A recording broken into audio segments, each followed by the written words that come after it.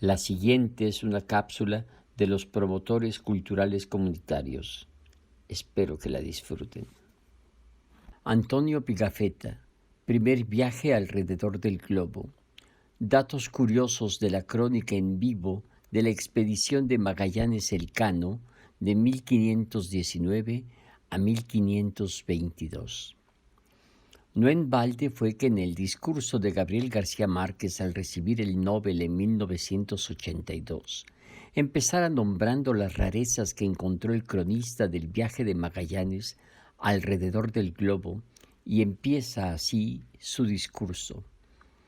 Antonio Pigafetta, un navegante florentino que acompañó a Magallanes en el primer viaje alrededor del mundo, escribió a su paso por nuestra América Meridional una crónica rigurosa que sin embargo parece una aventura de la imaginación. Contó que había visto cerdos con el ombligo en el lomo y unos pájaros sin patas cuyas hembras se empollaban en las espaldas del macho y otros como alcatraces sin lengua cuyos picos parecían una cuchara. Contó que había visto un engendro animal con cabeza y orejas de mula, cuerpo de camello, patas de ciervo y relincho de caballo.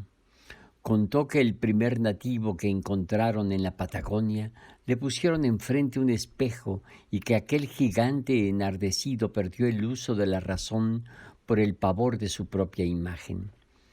Este libro breve y fascinante en el cual ya se vislumbran los gérmenes de nuestras novelas de hoy, no es ni mucho menos el testimonio más asombroso de nuestra realidad de aquellos tiempos.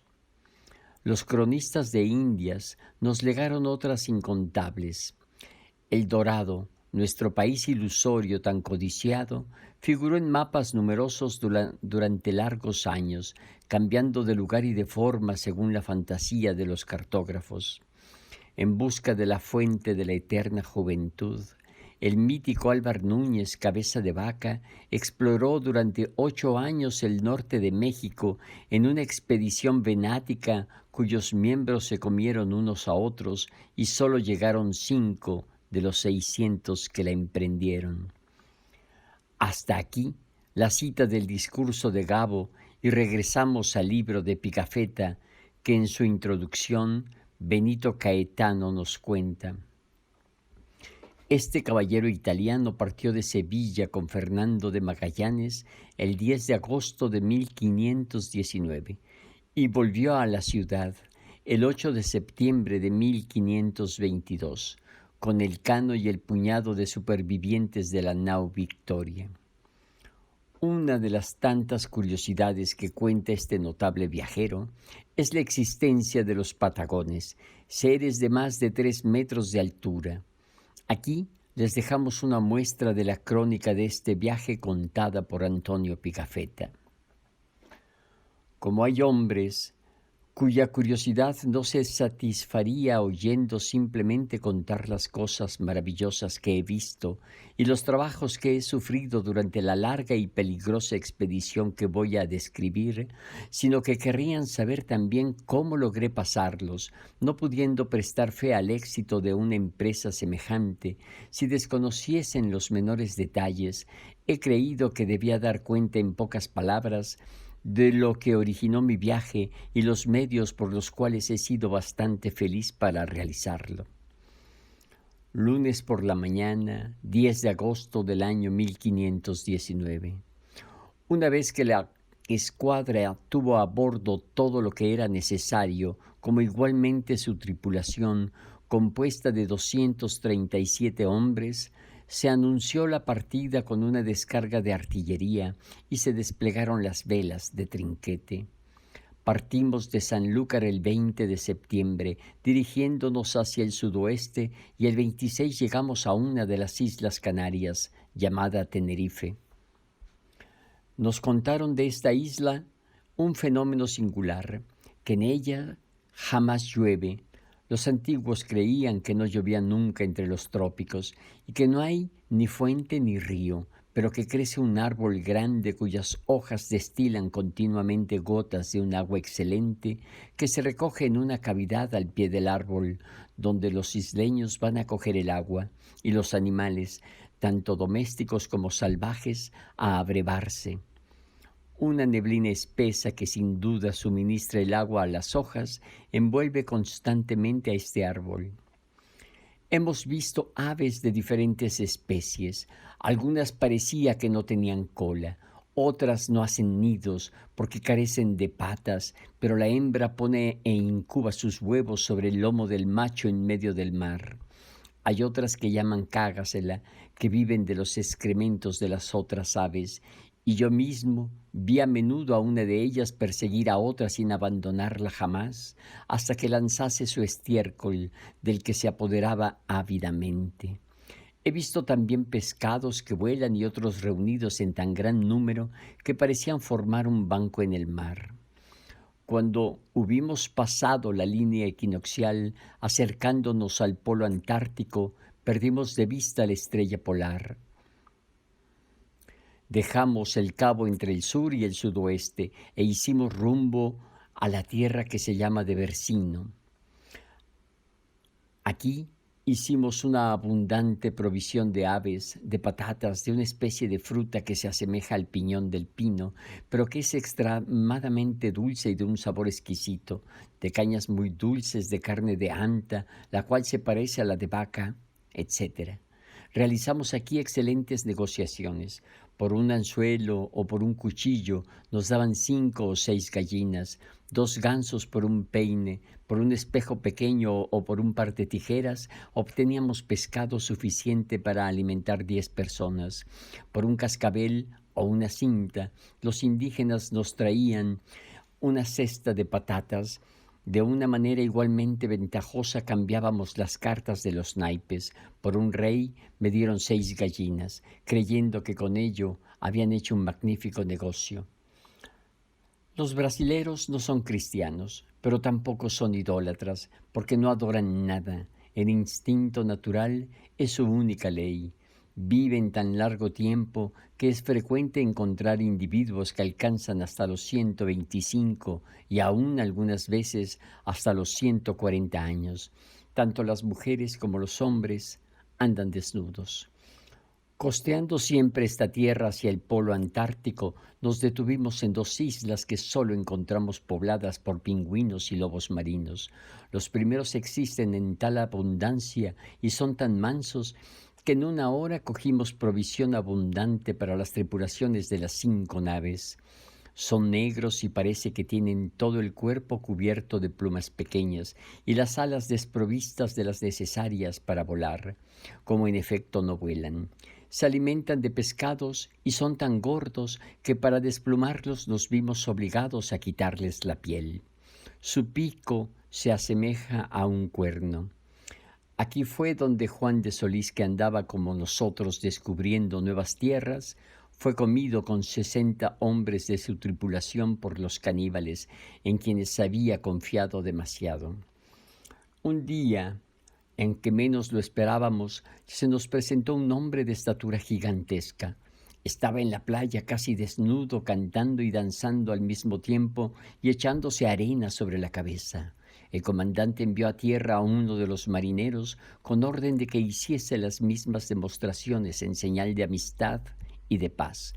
Lo que fue también comprendido, que el gigante se dejó tranquilamente conducir a una pequeña isla a que había abordado el comandante. Yo también, con varios otros, me hallaba allí. Al vernos, manifestó mucha admiración y levantando un dedo hacia lo alto, quería sin duda significarnos que pensaba que habíamos descendido del cielo. Este hombre era tan alto que con la cabeza apenas le llegábamos a la cintura.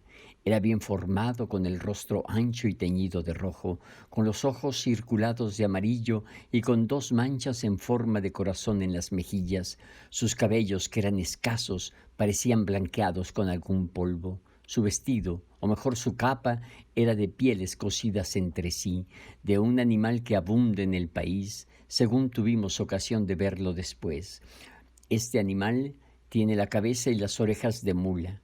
el cuerpo de camello, las piernas de ciervo y la cola de caballo, cuyo relincho imita. El comandante en jefe mandó darle de comer y de beber, y entre otras chucherías le hizo traer un gran espejo de acero. El gigante, que no tenía la menor idea de este mueble y que sin duda por vez primera veía su figura, retrocedió tan espantado que echó por tierra a 4 de los nuestros que se hallaban detrás de él. Le dimos cascabeles, un espejo pequeño, un peine y algunos granos de cuentas. Enseguida se le condujo a tierra, haciéndole acompañar de 4 hombres bien armados. Por muy salvajes que sean, no dejan estos indios de poseer cierta especie de ciencia médica. Por ejemplo, cuando se sienten mal del estómago, en lugar de purgarse, como lo haríamos nosotros, se introducen bastante adentro en la boca una flecha para provocar los vómitos, lanzando una materia verde mezclada con sangre. Lo verde proviene de una especie de cardo de que se alimentan. Si tienen dolor de cabeza, se hacen una incisión en la frente, efectuando la misma operación en todas las partes del cuerpo donde sienten dolor, a fin de dejar salir una gran cantidad de sangre de la región dolorida. Su teoría que nos fue explicada por uno de los que habíamos cogido, está en relación con su práctica. El dolor, dicen, es causado por la sangre que no quiere sujetarse en tal o tal parte del cuerpo. Por consiguiente, haciéndola salir, debe cesar el dolor. Estos pueblos se visten, como lo he indicado ya, de la piel de un animal y con la misma cubren sus cabañas, que transportan donde más les conviene, careciendo de morada fija, pero yendo, como los bohemios, a establecerse ya en un sitio, ya en otro. Se alimentan de ordinario de carne cruda y de una raíz dulce que llaman capac. Son grandes comedores. Los 2 que habíamos cogido se comían cada uno en el día una cesta llena de bizcochos y se bebían de un resuello un medio cubo de agua. Devoraban los ratones crudos y aún con piel. Nuestro capitán dio a este pueblo el nombre de Patagones. 6 días después, algunos de nuestros marineros ocupados en recoger leña para el consumo de la escuadra, vieron otro gigante vestido como los de los que nos acabábamos de separar, armado igualmente de arco y flechas. Este hombre era más grande y mejor conformado que los otros. Poseía maneras más suaves y danzaba y saltaba tan alto y con tanta fuerza que sus pies se enterraban varias pulgadas en la arena. Pasó algunos días en nuestra compañía, habiéndole enseñado a pronunciar el nombre de Jesús, la oración dominical, etc., lo que logró ejecutar tan bien como nosotros, aunque con voz muy recia. Al fin le bautizamos, dándole el nombre de Juan. Durante el viaje cuidaba lo mejor que podía al gigante patagón que estaba a bordo, preguntándole por medio de una especie de pantomima el nombre de varios objetos en su idioma, de manera que llegué a formar un pequeño vocabulario, a lo que estaba tan acostumbrado que apenas me veía tomar el papel y la pluma cuando venía a decirme el nombre de los objetos que tenía delante de mí y el de las maniobras que veía hacer. Entre otras, nos enseñó la manera con que se encendía fuego en su país, esto es, frotando un pedazo de palo puntiagudo contra otro hasta que el fuego se produzca en una especie de corteza de árbol que se coloca entre los 2 pedazos de madera. Un día que le mostraba la cruz y que yo la besaba, me dio a entender por señas que ese voz me entraría al cuerpo y me haría reventar. Cuando en su última enfermedad se sintió a punto de morir, pidió la cruz y la besó, rogándonos que le bautizáramos, lo que hicimos dándole el nombre de Pablo. Hasta aquí la pequeña muestra de la crónica de un viaje que es fuente de inspiración y que hace volar la imaginación de los lectores. Para mayor información, aparte de los textos citados, se puede consultar la biografía novelada que escribió Stefan Zweig, conquistador de los 7 mares, la historia de Magallanes, en 1938. Referencias: Gabriel García Márquez, La soledad de América Latina, 1982, discurso ante la Academia Sueca al recibir el Premio Nobel. cbc.cervantes.es. Antonio Pigafetta, primer viaje alrededor del globo. Datos curiosos de la crónica en vivo de la expedición de Magallanes Elcano de 1519 a 1522. Edición de Benito Caetano para la Fundación Civiliter, www.civiliter.es, civiliter@civiliter.es, Sevilla, España.